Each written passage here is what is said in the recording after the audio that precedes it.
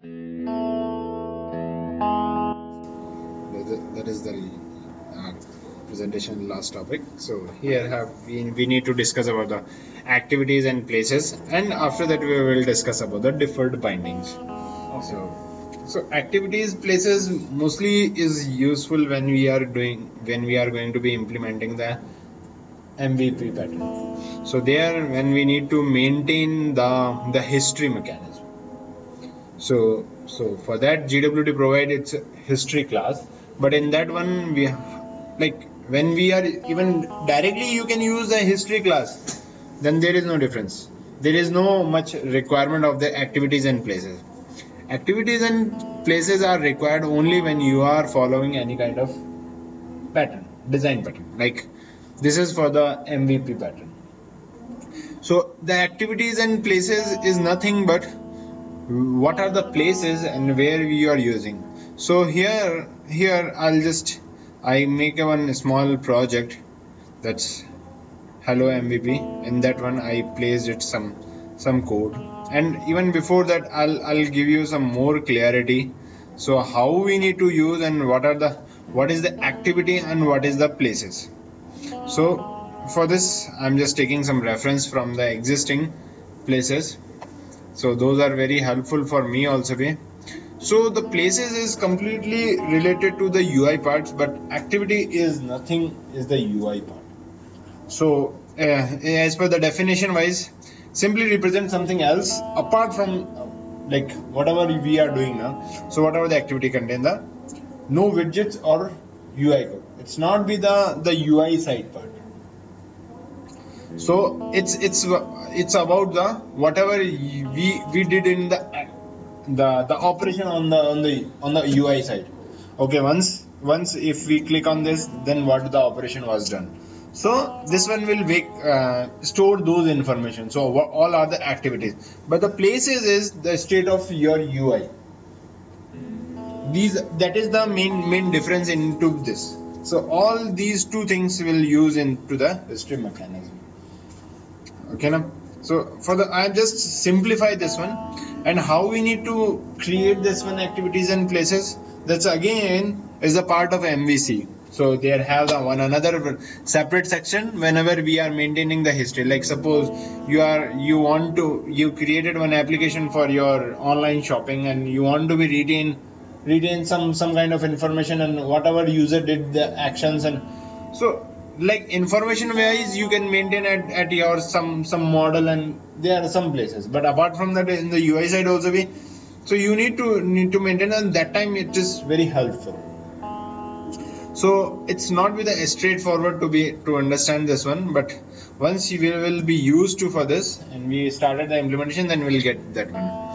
So again I just want to read out the complete one because it's very helpful to understand. An activity contains no widgets or UI code. Activity basically typically restore state. So at last time what you did, again if you want that time it's very useful. Perform initializing setup and load the corresponding UI show up. Activities are started and stopped by an activity manager associated. So again we'll discuss about this one also. With the container widgets, whatever the container which we are using, again it is going to be loaded in that. Activity can automatically display a warning confirmation when the activity is about to be stopped, such as when user navigating to the new place. Even we can customize this one also. In addition, the activity manager warn the user before window is about to be closed. So like attach or detach at that time also we can perform this one also. So this is related to activities and this is related to places. So state of the UI, it's related to this UI, whatever the UI which is related to that one. A place can be converted to and from the URL history tokens. So it's like as in the previous example, as I told you, at the end as a hash, and after that we are going to be adding some tokens. That is the actual your history mechanism. Through that you are maintaining your history by defining a place token, and each place the GWT placeholder handler automatically update the browser URL corresponding to each place in your applications.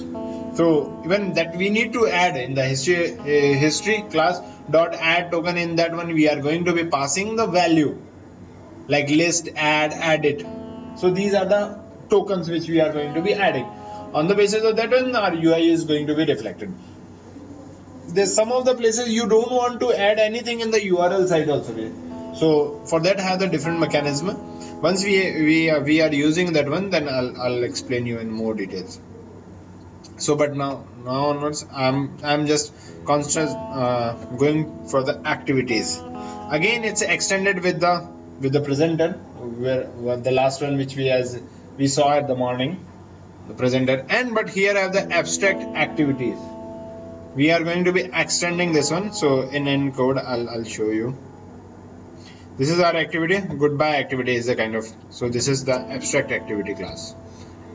So this is the we created this one like this is and implemented with the activity. This is the provided by the Google. Okay, so we need to use this one. Here I have the may stop, on cancel, on stop. They have the on start. This is the start one. Whenever the activities start, and they have their own predefined methods. So whenever we are going to be implementing, we override all those methods, and we just create one abstract level of the activity. Even we can directly use that one, but we just created one abstract level, and here we just override our start method. In the start method again, accept one widget. So at the time on and event bus, whatever the operation was performed. This is just all the operation which we want to be performing is. So even this looks little bit new for you, I think so. So for that, this goodbye is your another. This is your view side. I'll just show you. This is your view, which is going to be bind when the activity will be called, like here. And this is the view, is widget.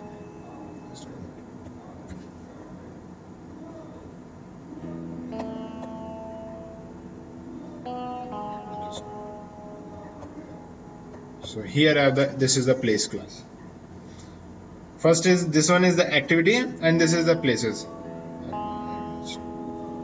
Here we have the activity mapper, which even here we discussed about that. Activity mapper, which is required to map your different applications. Activity manager. We are discussing just about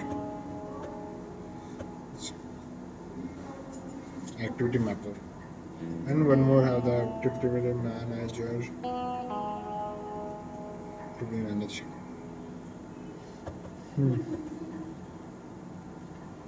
So yes, yeah. So this is the activity class.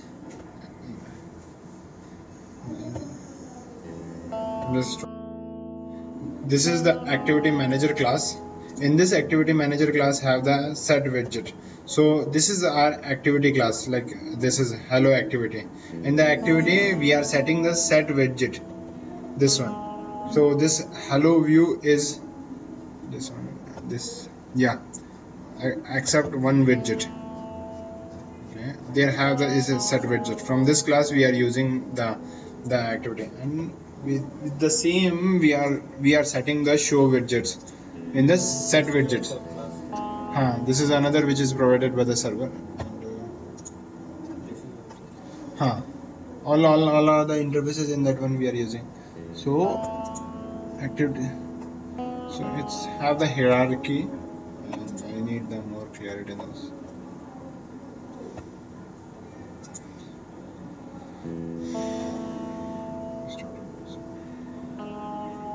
So ultimately the thing is, whatever the view which we are using, with that all the activities and whatever the operation which is going to be performed by these activity and places, your all UI activities will be performed by this one. So previously we are creating the tokens and passing the values. So here the place whatever we passed, so that place is using over there. Place history mapper. So we are going to call this one on module load, correct. So this is the place from where once the application is going to be started, there have the client factory class, and here we are creating this one gwt.create class, and history wrapper class will take care for all the activities. So the place history handler will handle all the history mapper related, and these place controller will be registered into the history handler. So all, not only the singles, but still actually I am not be able to run this one. I found some more issues in this. So but the basic things is it will, like in the activities, it will store related to the activities which is performed, and in the view activity and places will contain the UI related information. So this class is extended with the place, and this activity is going to be abstract activity, which is internally extended with the activity class here. And even better I'll give you, once I'll be ready with this one example, so then I'll show you that one. So that is more helpful, and you really understand how we are going to be implementing the activity and places in the project. So this is how, and this is completely used when we are going to be implementing the MVP pattern.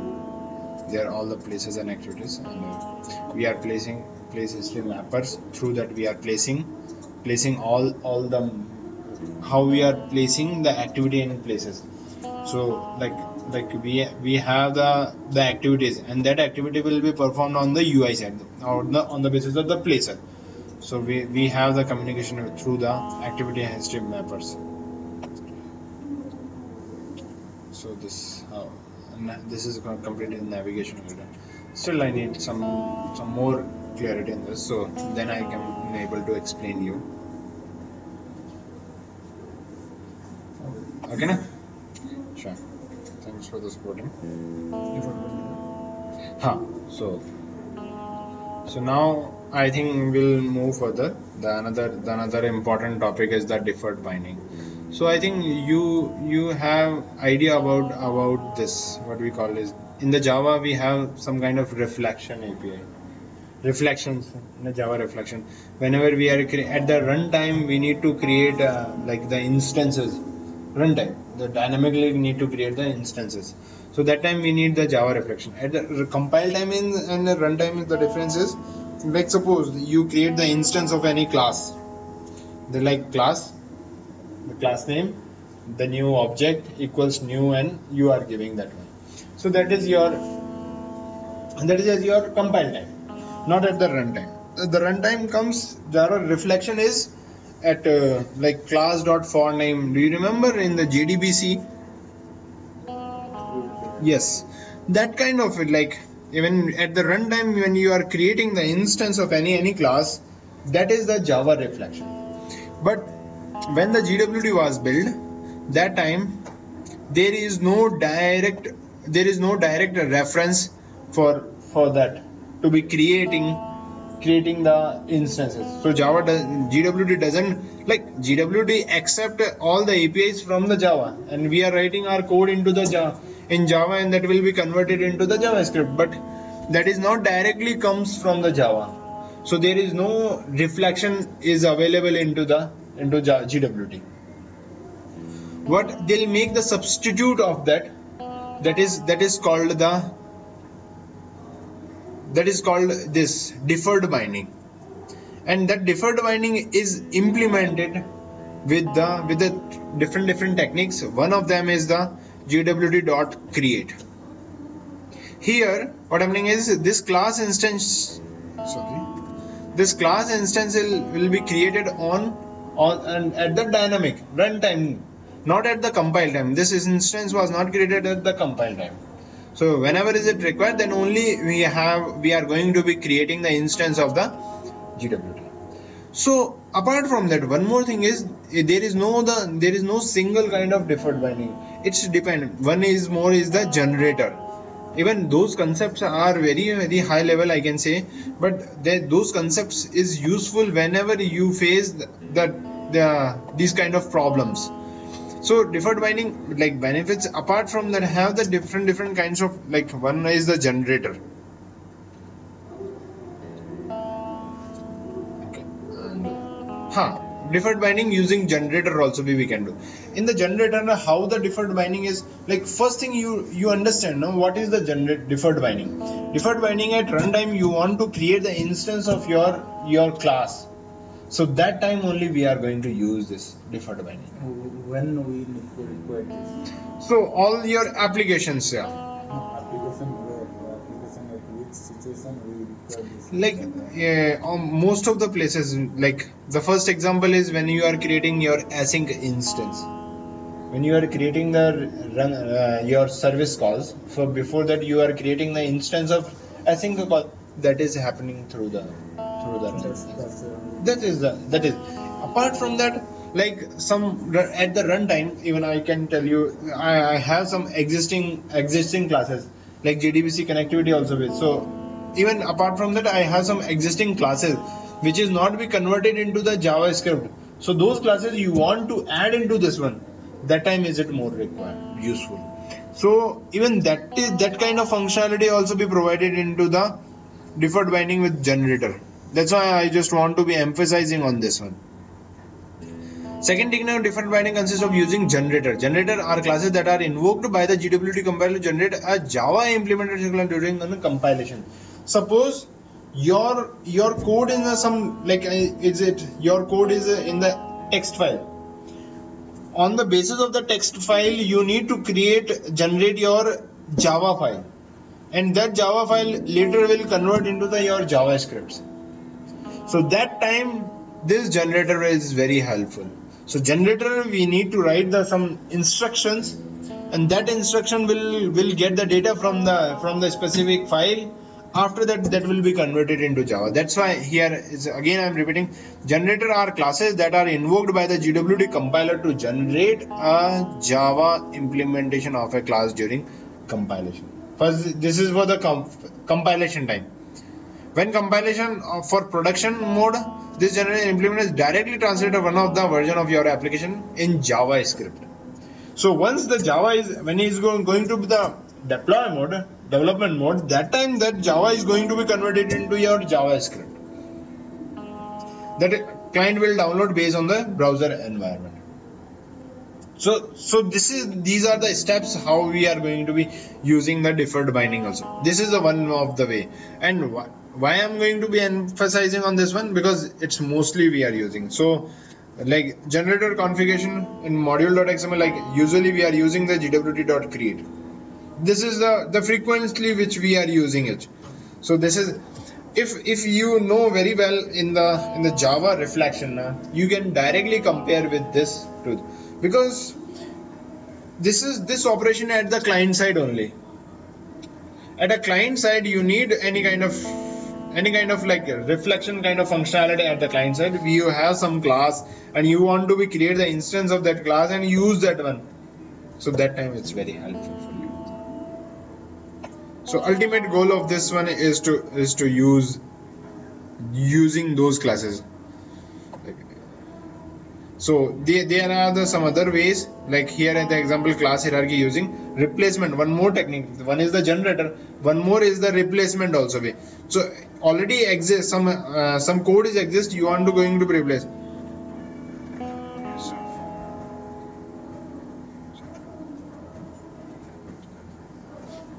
Yeah.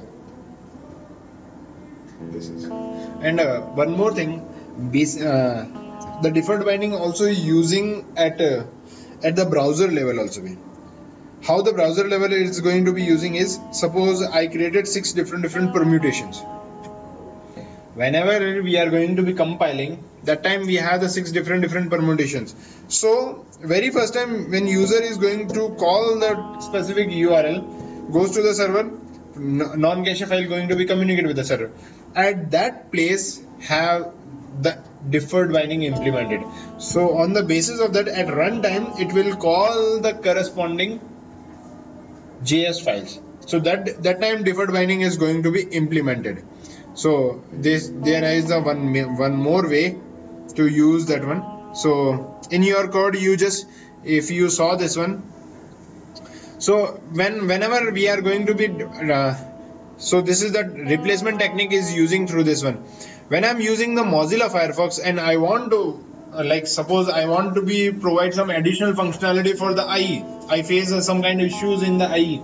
So that time also we need to use the deferred binding. How we are going to be using deferred binding is whenever the permutations are created is similar to all for all the browsers, but we can implement links. Okay, whenever user is calling from the IE, I need to give the messages. Okay, you called from the IE. Yeah, I need to do something for the IE users. So in that case, what we can do is we can replace with when type is this one. The class is, if suppose somebody is using this class, this class is for all, but when prototype name is user agent is Geeko, this is for the Firefox. Whenever any user calls from this Firefox user, that time this class is replaced with this. So what I did is I created one class with this pop-up IMPL for all the different all the same browsers, but I need some special kind of functionality only for the Firefox users. So what I did is when the property is user agent is Geeko, so that time this file is going to be replaced with this one. This technique is called the replacement of deferred binding. It's clear now?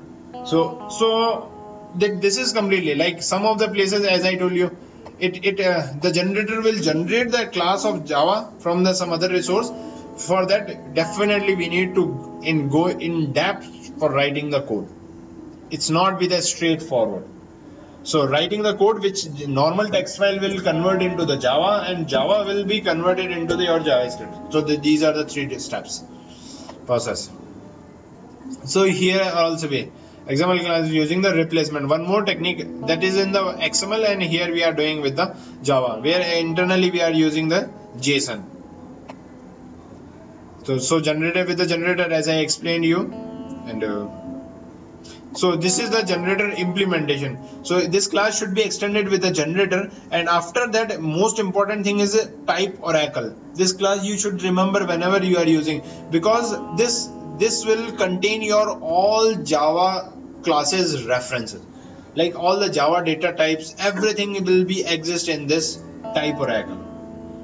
So because get oracle type from the context, this is your generated context. From this context you get the type oracle, and after that you need to use this oracle type for all the places where you want to be generate something new. So that's why I'm thinking this is most of the time the developers will skip this one. This one is really required whenever you are writing an code level program. So like in the day-to-day you will not face and you will not be see this kind of implementation. When this one is at very high level, whenever is it required, then only we need to write separate generator. Otherwise GWT itself is generated some more kind of generator which we directly use it. Internally, if you go your Java classes to convert it into JavaScript, there are so many generators, which is the source type is Java, that will be going to be converted into your JavaScript files. So on the basis of that Google provide to user, okay, they can also be customized as per their need. It's not be mandatory only Google will use that one. So this is also with another concepts for using this techniques. So even that's as I told, it's little bit tough. It's not with a straightforward. So this is and for the activity in places I'll give you some more good example, because I tried it but still I don't have the enough time to implement. So once I'll be finalized, then I'll share with you in the another video. Sure, no? So regarding deferred binding, the concepts are clear. Okay. So Mahesh, Radish is clear now. Yeah, definitely. There are so many concepts which need to be discussed. And apart from that, even I want to be because we have this enough time, so I'm going to add one more things. I don't know you know about or not, but I'm just adding small the JSNI. Okay. JavaScript native interfaces. It's kind of like in if you even in the Java also Java provide the native interfaces, which native interface calls from the some other native classes like C and C++ methods. In the same, our Java code is going to be converted into JavaScript. So directly we can also be write in the JavaScript. Even Java code is going to be converted in bytecode, and then that is with the same way. Here we have the JSNI. With that have the special kind of syntax. Whenever we are writing the JSNI method, that time that should be static and native, and the body will be is a kind of comment. Commented. So internally, whenever this kind of code section will comes, that time the GWT compiler will convert that code as a simple JavaScript. And that is more meaningful. And here I have this one, the $WND, it denotes to the window. $DOC, that it denote to the document. And so there are the different things which through that we can, like in one of the place when you are going to be the browser event, that you want to be the dispatch the events. So that time also you use that particular widget dot dispatch and detach the events. So and you can pass these values null. So anything at the JSNI main intention is you can write in like the native code through this one, because some of the time GWT provides some kind of functionality, but still you want to be override those functionality. Am I right? So that time it's very useful. So with this, you just need to invoke it's a unidirectional. From the Java code you can call to the native method. From the native method you can call the Java method. It's not with the mandatory only Java can call the native methods, but from the native method itself you can call the Java method also. So you can, if I can tell you that, show you that.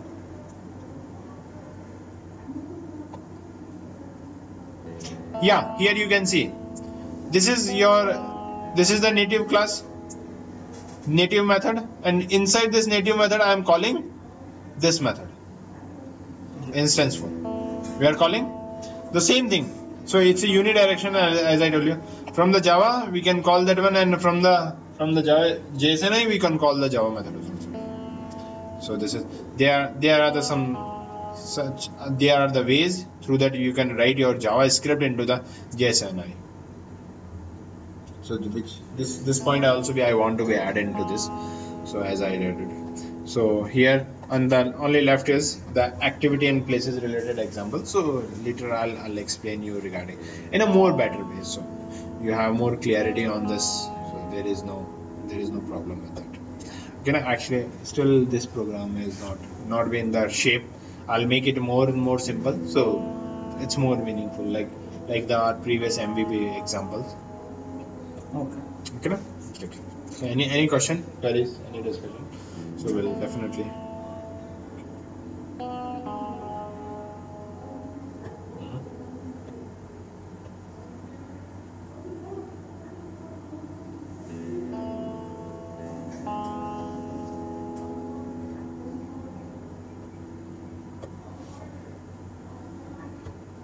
Okay. So thank you, Ratish. Thank you, Mahesh, for this presentation.